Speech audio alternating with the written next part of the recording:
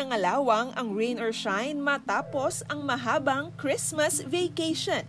Yan ay matapos pakainin ng alikabok ang Blackwater Bossing 122-106 sa kanilang laban sa PBA Season 49 Commissioner's Cup nitong Miyerkules, January 8. Panglimang sunod na panalo na to ng Elasto Painters kontra nag-iisang talo para manatili sa ikalawang pwesto.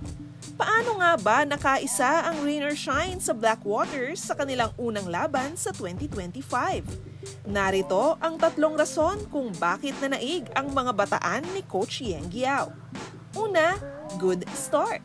Nagpaulan agad ng 6-3 ang rain or shine sa unang yugto ng laban upang lumamang 39-25. Bahagyang pumalag ang bossing sa second quarter, pero hanggang doon na lang yon. Pangalawa, balanseng opensa. Lahat happy sa opensa ng rain or shine. Paano ba naman? Umiikot ang bola ala European team. Lahat nagkaroon ng pagkakataong dumiskarte. Kaya naman, nagtala ng 28 assists sa laban ang Elasto Painters. Dahil dyan, 5 sa kanila ang naka-score ng higit 10 points. Huli, Adrian Nocum.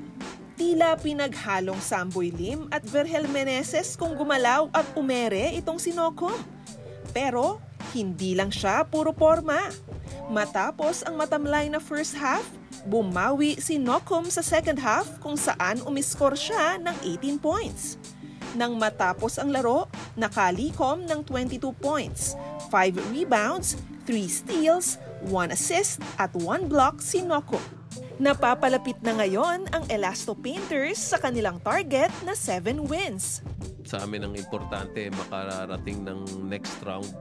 Ang tingin namin 7 wins will assure you of a slot in the playoffs in the next round. So we have 5 wins now. We're just looking to play and win another one.